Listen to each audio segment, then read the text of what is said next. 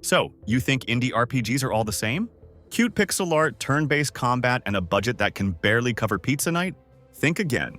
Some of these games are rewriting the rulebook, quietly, cleverly, and with way more guts than the big studios. Today we're diving into 10 indie RPGs that didn't just catch me off guard, they slapped me awake. From tactical masterpieces to full-blown emotional roller coasters, this list might just change the way you look at the genre forever.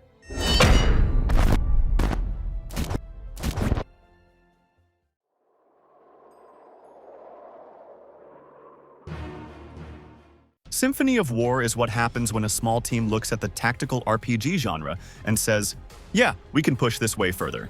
Built like a love letter to classics like Ogre Battle and Fire Emblem. It blends old-school style with layered mechanics that reward strategic thinking on a whole new level. From the very first battle, the game makes it clear that positioning, unit composition, and long-term planning aren't just important, they're everything. At the core of Symphony of War is its squad-based system. Instead of controlling single units like most tactical RPGs, you build entire squads made up of different classes, like infantry, cavalry, mages, healers, gunners, dragons, and even mythic units. Each squad acts as a single unit on the battlefield, but during combat, it breaks into multiple characters, and their synergy determines how effective your attack or defense will be. You're not just deploying a soldier, you're sending in a miniature army, and every choice about who goes where has serious weight. However, the real magic is in how those squads evolve. Every character can be leveled up and promoted into advanced classes based on stats and gear. So, a basic swordsman can become a heavily armored sentinel or a mobile assassin, depending on how you build them. Want to specialize in high burst damage? Stack archers in the back row. Need a frontline wall? Then throw in heavy infantry and a cleric for healing support. And it's not just about stats. Placement within the formation determines who gets hit first, who provides buffs, and how attacks are chained. Resources matter too, and you'll constantly manage morale, loyalty, and leadership points. Morale affects damage output and whether your squad stays in the fight. Loyalty affects how willing a unit is to accept promotions or how they react to certain story outcomes. And leadership governs how many characters you can fit into a squad. It's a delicate balancing act. Go too heavy on powerful units and you risk losing flexibility, but go too light and you might get steamrolled. Outside of combat, the game opens up even more. There's a base management layer where you can promote your troops, assign gear, and rework squad formations. You'll find rare artifacts and gear that can totally shift how a squad performs. Maybe giving your cavalry bonus movement or letting your mage cast a spell before the enemy even takes a turn. And between chapters, you're shaping political decisions and story choices that affect the world around you.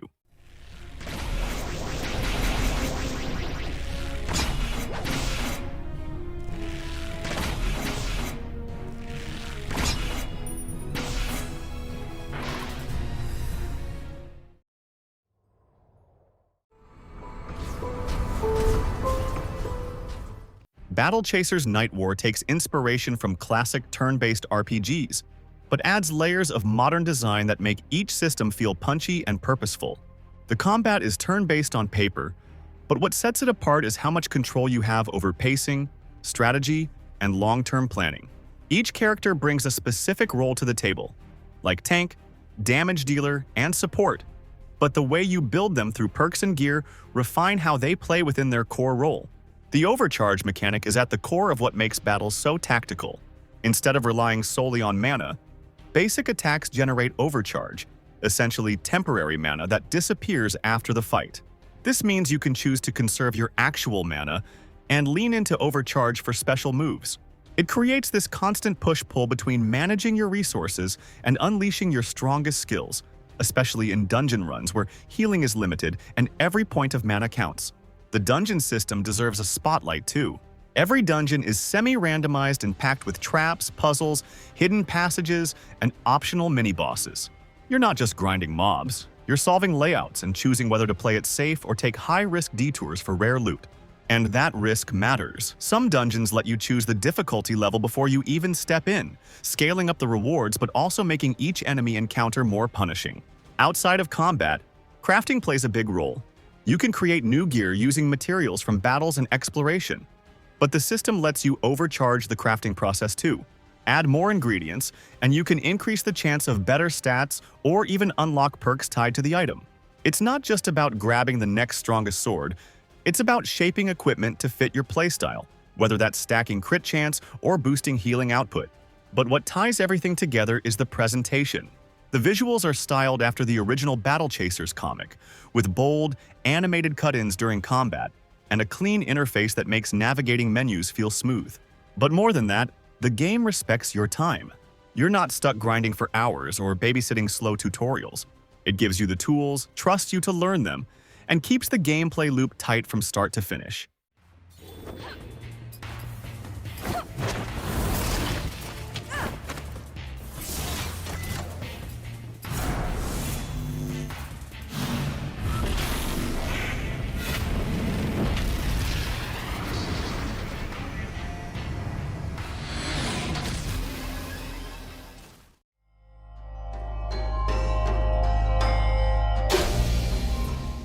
Earthlock drops you into a world where technology and nature have collided, in the weirdest ways possible.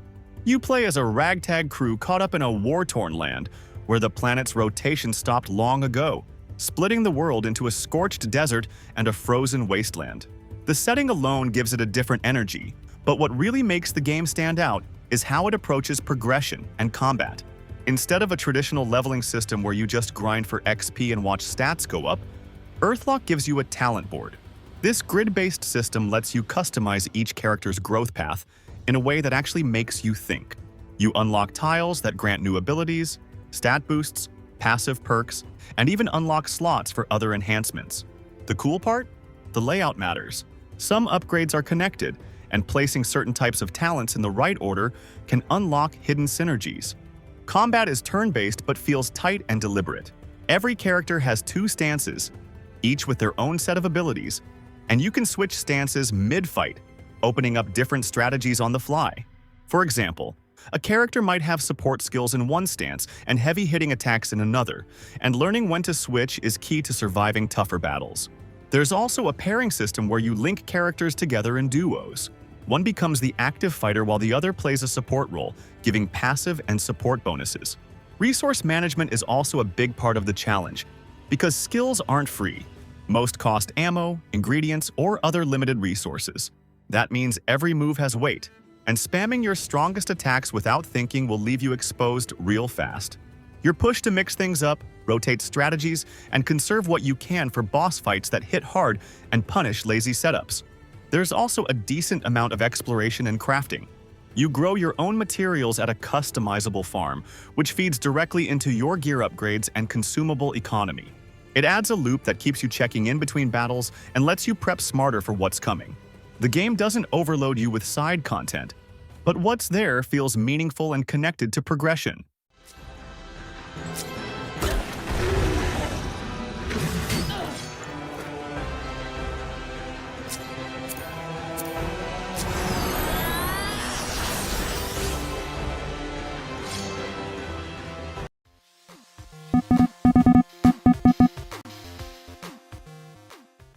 Chroma Squad is what happens when a love letter to Sentai shows meets tactical RPG gameplay, and somehow it just works.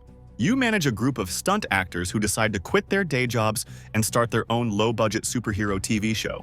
That's not just the premise, it's the entire structure of the game. Each episode you film becomes a mission, complete with goofy villains, flashy attacks, and an audience watching your every move. The better the show, the more fans you gain, and those fans are your currency to grow stronger. The combat system follows a grid-based tactical style, but it's far from stiff. One of the core mechanics is team-based attacks, where you can surround an enemy and trigger powerful combos with multiple characters. Instead of relying on pure stats, the game pushes you to think like a director. Every fight is a performance, and your squad's chemistry is the key to pulling it off. Abilities are flashy, animations are intentionally over the top, and even healing can feel like a choreographed scene from a Saturday morning cartoon. But where Chroma Squad really shines is in its customization. You're not just equipping armor, you're literally crafting your own props from cardboard, duct tape, and old electronics. Each piece of gear not only boosts stats but changes how your squad looks on screen.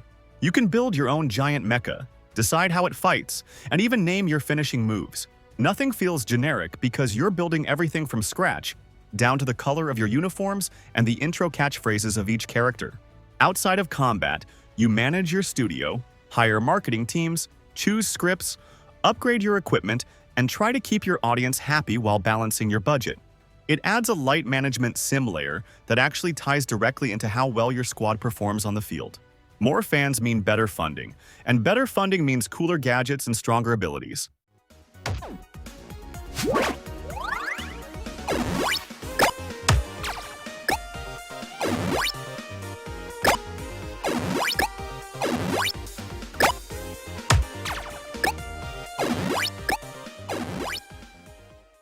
If you've been enjoying the video so far, go ahead and hit that like button.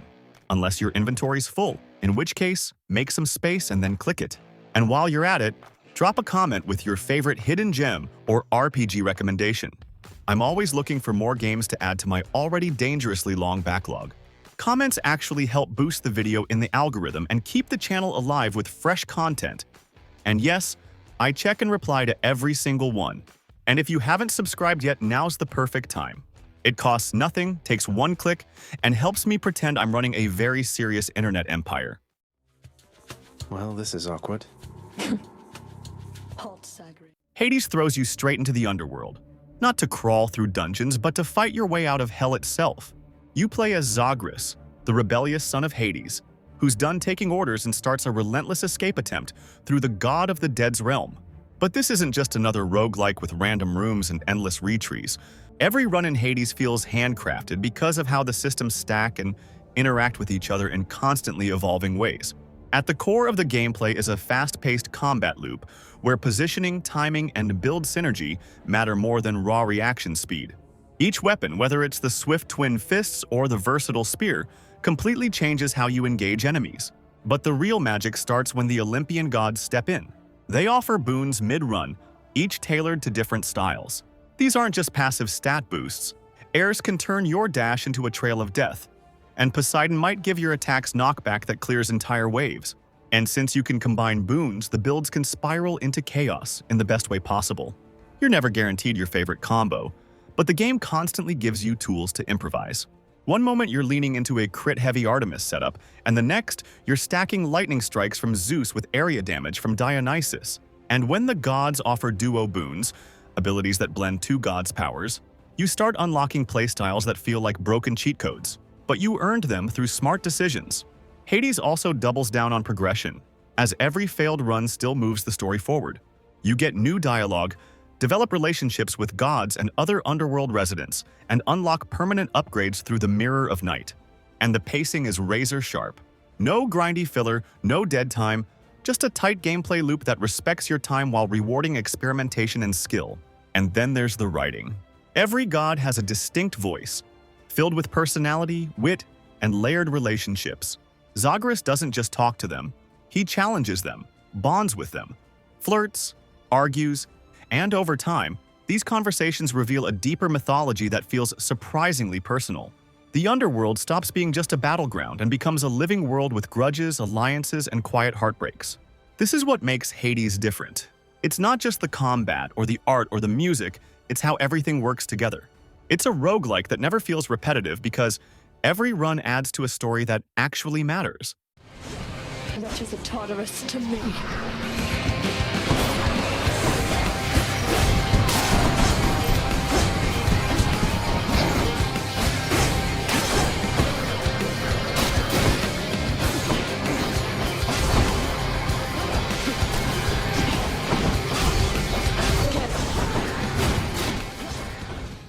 To those called gamers, who and what I am is... Pop-Up Dungeon throws you into a customizable roguelike where nearly every rule can be bent, broken, or rewritten. At first glance, it looks like a quirky tabletop game brought to life, with papercraft-style characters and environments. But don't let the charming visuals fool you. This game is built on systems that are insanely deep and fully modular. The real magic is in the spellcrafting system. Instead of just unlocking pre-made abilities, you build them from scratch using keywords and modifiers. Each spell or skill is crafted by selecting its type, like attack, buff, debuff, or summon, and then stacking effects, conditions, elements, costs, and even targeting rules. You can make a basic fireball, sure, but you can also design a chain lightning spell that jumps between enemies, only hits those below 50% health, and applies poison if they're already burning. Everything is layered and interlocked, and the sandbox is wide open. This freedom means your characters aren't stuck in rigid classes. You can build a frontline tank who also summons drones, or a sniper who heals themselves with every shot. And because the enemies are just as unpredictable, no two runs play the same. Some dungeon layouts are procedurally generated, while others are handcrafted depending on the campaign or mode you choose. But what really makes each playthrough unique is the way the game encourages player expression. You can customize your own party from scratch, import your own art and voices, and even create custom campaigns. Strategically, you're constantly balancing cooldowns, status effects, energy costs, and battlefield positioning. And since most skills come with trade-offs, like long wind-ups, delayed effects, or risky triggers, you're always thinking 2 steps ahead. One mistimed move can spiral into disaster fast, especially in the tougher multi-phase boss fights where mechanics stack up fast.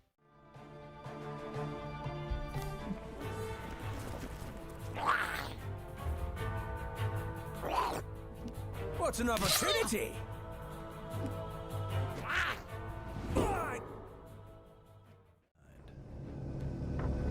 Flesh eaters took your husband. Weird West takes the familiar grit of the Wild West and throws it into a blender with dark fantasy, supernatural horror, and immersive sim design. What you get isn't just another cowboy shooter, it's a world where every bullet counts, every decision sticks, and the rules are yours to bend or break. At the heart of it all is a reactive sandbox built around player freedom. If you can think it, there's a good chance the game will let you try it. And even more surprising, it'll probably react in a meaningful way. The structure is split into 5 interconnected journeys, each focused on a different character with their own goals, abilities, and moral baggage. But this isn't a set of isolated stories, because choices made in one arc ripple into the next. If you leave someone alive or burn down a town, that event carries forward. NPCs remember, environments change, your actions leave scars on the world, and there's no magical reset button. Combat in Weird West feels like a constant balancing act between planning and chaos. You've got twin stick shooting at the core, but it's way more than just aiming and firing. And cover matters, a lot. Ducking behind barrels or slipping into shadows can keep you alive when things get messy. Enemies are smart enough to flank or flush you out, so you've got to keep moving using the environment like a weapon. Tossing oil lamps to start fires, kicking barrels to block paths, or electrifying water puddles turns each encounter into a tactical puzzle. And the RPG elements go beyond stats and gear. Each character has access to unique abilities tied to their backstory. You can unlock perks that enhance mobility, stealth, or gunplay, but the real depth comes from how those perks interact with the world. For example, one ability might let you turn invisible in tall grass, which suddenly opens up stealth approaches that wouldn't exist otherwise. Others boost your efficiency with certain weapons, or increase the effects of elemental damage, giving you more control over how you approach each situation. One of the most compelling systems is the posse mechanic. You can recruit allies to fight alongside you, and who's available often depends on your past actions. Maybe you saved them earlier, or maybe they're chasing the same target. Some join out of loyalty, others for their own reasons, and if one of them dies, that's it, no respawning. Weird West isn't about saving the world, it's about surviving it, and figuring out what kind of mark you'll leave behind.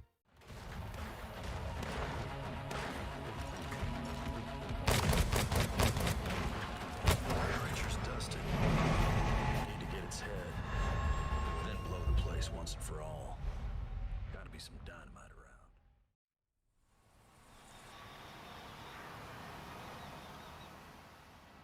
Bloomtown drops you into a deceptively cozy town where summer break turns into a nightmare, fast.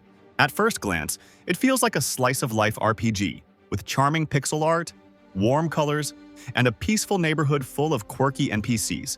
But under the surface, there's a shadow realm feeding off people's fears, and your job is to dive into their subconscious and take down the monsters born from trauma. It's part life sim, part dungeon crawler, and the way those two pieces interact is what makes it so compelling. Combat plays out like classic turn-based battles, but there's a clever twist with the monster taming system. Instead of relying solely on your human characters, you recruit creatures born from the town's twisted dreamscapes. Each one has a unique role in battle, Some are glass cannons, others focus on support or control. And building a balanced team is the key to surviving tougher encounters. These monsters aren't just gimmicks. They learn new abilities, evolve, and can be swapped out strategically depending on who you're fighting. Outside of combat, your relationships with townsfolk matter just as much. You can spend your days building bonds, helping with side stories, or unlocking personal arcs that tie directly into the dream worlds you'll later explore. And a stronger bond might open new dialogue options, unlock passive buffs, or reveal hidden paths in the dungeons tied to that character. It creates a satisfying feedback loop between the story and the gameplay. Each dungeon reflects a character's inner struggle, and the enemies inside represent specific fears or regrets. You're not just clearing rooms, you're literally helping people confront the worst parts of themselves. But what really sets Bloomtown apart is how naturally it blends comfort and darkness. It lures you in with wholesome vibes, only to hit you with themes of grief, anxiety, and trauma, handled with a surprising level of care. And because of that contrast, every small moment of peace you earn along the way feels like a real victory.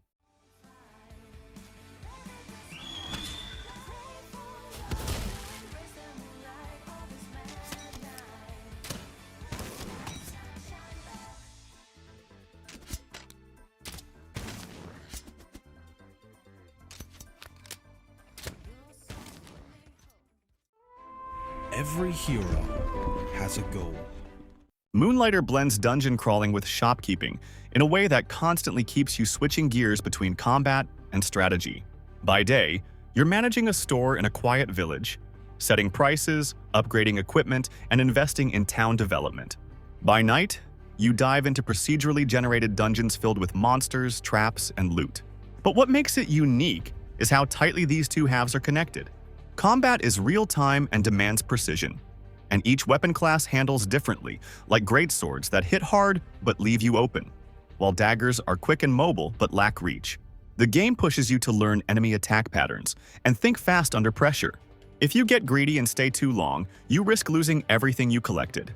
And that's where the recall mechanic comes in. You can pay to escape mid-run and keep your haul, but that cost scales with depth. The further you go, the more you risk, and the more valuable the rewards become. And inventory management is another layer that turns each run into a puzzle. Items have placement restrictions and sometimes negative effects if stored incorrectly. So, you're constantly organizing, discarding, and evaluating what to keep and what to risk for extra profit. Back at the shop, your success depends on understanding customer behavior. Prices aren't fixed, and you have to experiment to find the sweet spot for each item, reacting to supply and demand. Sell too low and you're leaving money on the table, but push too high and customers walk out. And as your profits grow, you can upgrade the shop to hold more goods, hire assistants, or even open forgeries and potion stands to boost your dungeon efficiency. That loop of fight, loot, sell, and upgrade creates a constant sense of momentum.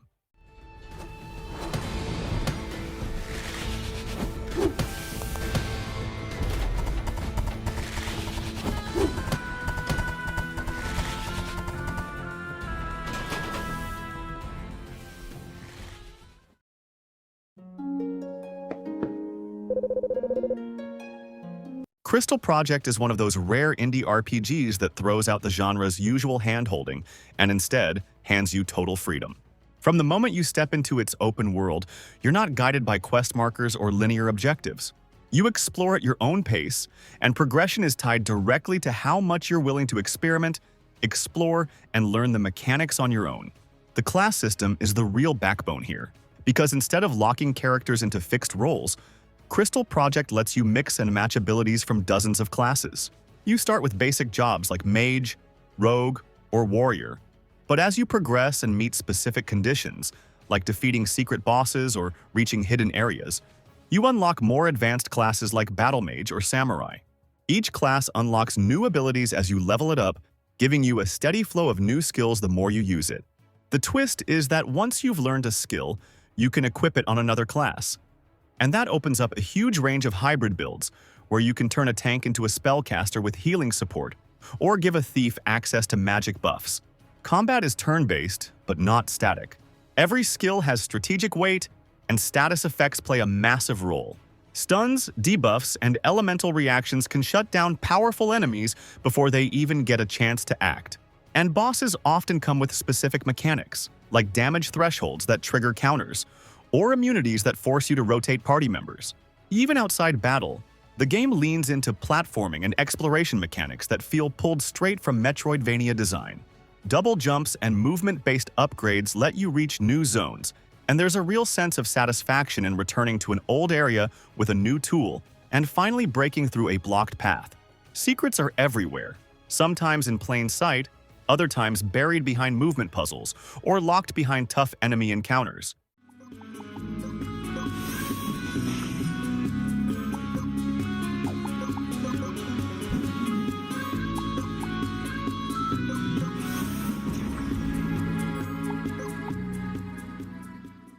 Hey guys, if you're wondering where some of your favorite gems are, don't worry, this is actually part 2 of the series. So if you're craving even more underrated RPG recommendations, just click the card that's probably floating somewhere on your screen right now. And of course, don't forget to drop a like and leave your comments on both videos to help your buddy Sage keep this going.